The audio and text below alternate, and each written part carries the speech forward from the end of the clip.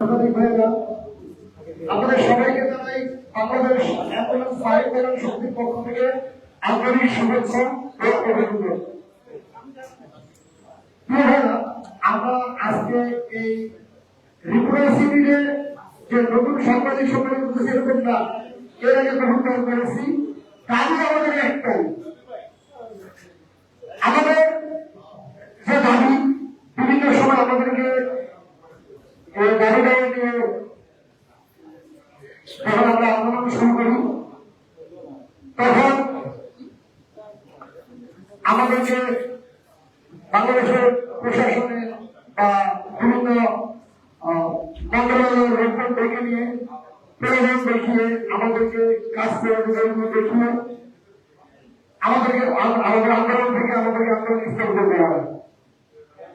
কিন্তু আমরা এবার যে দেখা ঘটনা জানি যে দেখা আমরা এখানে উপস্থিত হয়েছি, আমরা আমাদের দাবি সেই দাবিগুলি বাস্তবায়ন করে গড়ে তুলব। যেমন বাংলাদেশের প্রধানমন্ত্রী জনাব তারেক রহমান একটি স্লোগান দিয়েছেন, তুমি যদি ভালো পাও তবে বিশেষ, তুমি যদি তবে বাংলাদেশ। আমরা দীর্ঘ 17 বছর আন্দোলন সংগ্রাম করেছি, এই দেশ থেকে বিদায় হয়ে গেছে, বৈষম্য এই দেশ থেকে বিদায় হয়ে গেছে, কিন্তু বৈষম্য এখন আন্দোলন সাথে রয়ে গিয়েছে। আমরা এই বৈষম্য থেকে বের হতে চাই, একমাত্র বৈষম্য করে আমাদের পরিবর্তন চাই। আমরা বাংলাদেশের বিভিন্ন ট্রাইব্যুনালে বাংলাদেশ অ্যাম্বুলেন্স মালিক কল্যাণ সমিতি বিনা স্বার্থে কাজ করে সরকারের কাছে দাঁড়িয়েছে।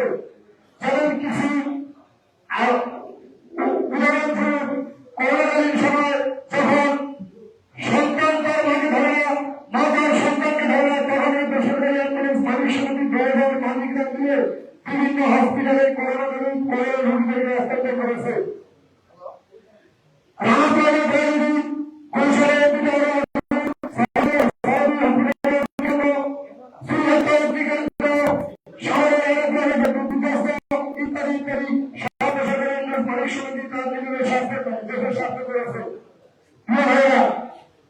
আমরা আর এই বৈষম্য করতে চাই না। আমাদের মাথায় একটা কাপড় দেখেছেন, আমরা সাংবাদিক ভাইদের মাধ্যমে সেটা অবগত করতে চাই। আমরা এবার কাপড় বেঁধে রাস্তায় নেমেছি, এখন কোটি মানুষের সাথে 20 কোটি মানুষের সাথে আমরা যখন বসে ঘুমান আমাদের মোবাইলগুলো রানিং থাকে, আমাদের মোবাইলগুলো অন থাকে, আপনারা নির্বিঘ্নে ঘুমান, আমরা জেগে থাকি কখন কোথায় গিয়ে অসুস্থ হয় তাকে হসপিটালে নিতে হবে, আমাদের বেড়ে জেগে থাকে কখন কোথায় কাজে নিতে হবে। আপনারা এটা আপনারা এই ব্যবসা তৈরি করতে সে করতে পারবে না, কেননা তার রাজ্যের করা রাজ্যের তাৎপর্য সম্পর্ক। আমরা আমাদের যে দাবি অ্যাম্বুলেন্সের দাবি, আমাদের দাবি যদি মেনে নেওয়া না হয় আমরা কঠোর আন্দোলনে যাব।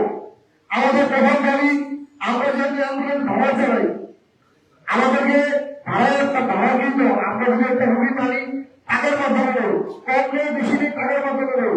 যেহেতু আমরা ভাড়া চালাই আমাদের ভাড়া কিন্তু নিশ্চিত দিতে হবে। আমরা থাকতে চাই না, অ্যাম্বুলেন্সের বাড়ির দিকে সুযোগ দিতে হবে। প্রতিটি সরকারি হসপিটালে 10টি করে অ্যাম্বুলেন্স রাখার পার্কিংয়ের ব্যবস্থা করতে হবে। হাইকোর্টের রায় বাস্তবায়ন যেটা হয়েছে টোল ফ্রি, দেখেন কি একটা বৈষম্য, একটা ভর্তি নিয়ে টোল দিতে হয়, রুগী নিয়ে টোল দিতে হয় না। আমরা এতে অনেক রুগী নিয়ে দুটাকে পড়ে আমাদের আন্দোলন করে আমাদেরকে সম্পূর্ণ টোল ফ্রি করতে হবে, সম্পূর্ণ টোল ফ্রি করতে হবে। লাইফলাইন ফ্রিজিং ভ্যান ও অ্যাম্বুলেন্সের সম্পূর্ণ টোল ফ্রি করতে হবে, লাইফলাইন ফ্রিজিং ভ্যান ও অ্যাম্বুলেন্সের সম্পূর্ণ টোল ফ্রি করতে হবে। তাহলেই সম্ভব।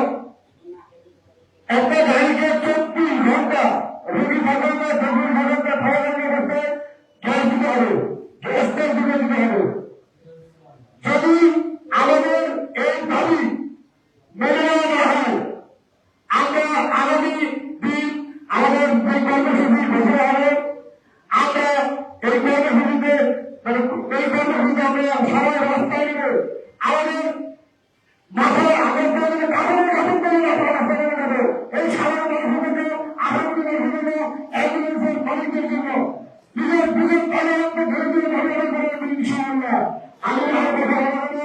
আমাদের সাংবাদিক ভাইরা অনেক সময় ধরে বিভিন্ন অপেক্ষা করতেছে।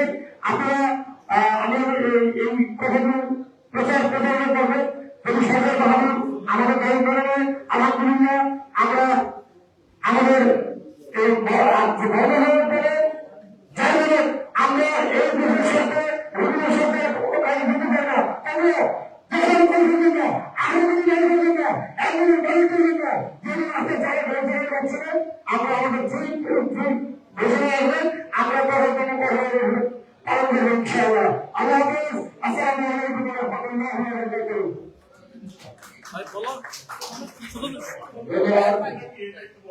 অনেক গুরুত্বপূর্ণ কথা বলে গেছেন আমাদের কর্মসূচি। এখনই ঘটনা হবে ইনশাআল্লাহ। আমাদের আজকের সভাপতি এবং বাংলাদেশ অ্যাম্বুলেন্স মালিক কল্যাণ সমিতির উমর ফারুক বাবুসার এখনই আমাদের কর্মসূচি ঘোষণা করবেন। উমর ফারুক বাবু বাংলাদেশ অ্যাম্বুলেন্স মালিক কল্যাণ সমিতির আহ্বায়ক এখনই কর্মসূচি ঘোষণা করবেন ইনশাআল্লাহ।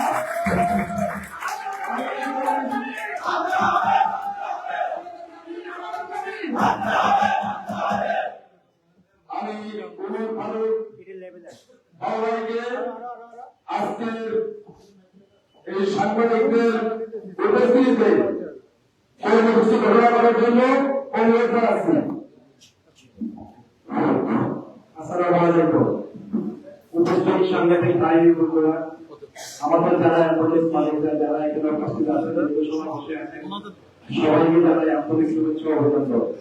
আমরা দীর্ঘক্ষণ আমাদের এই আলোচনা শোনার জন্য আমাদের অনেক বসে আছেন, সেজন্য আমরা বাংলাদেশ অ্যাম্বুলেন্স মালিক কল্যাণ সমিতির পক্ষ থেকে কৃতজ্ঞতা জ্ঞাপন করছি। আসলে এখানে কথা বলার কিন্তু আর কিছু নেই, এখন হচ্ছে আমাদের সংগ্রামের বিষয়। আমরা যেখানে অনেক কথা শুনেছি, অনেক বলেছি, অনেক বলতে বলতে আজকে এই পর্যন্ত আমরা আর করতে চাই না, আমরা এখন কাজ করতে চাই। আপনারা যেন আমাদের সাথে কাজ করবেন তো আপনারা কাজ করে থাকেন, তাহলে আমরা আমাদের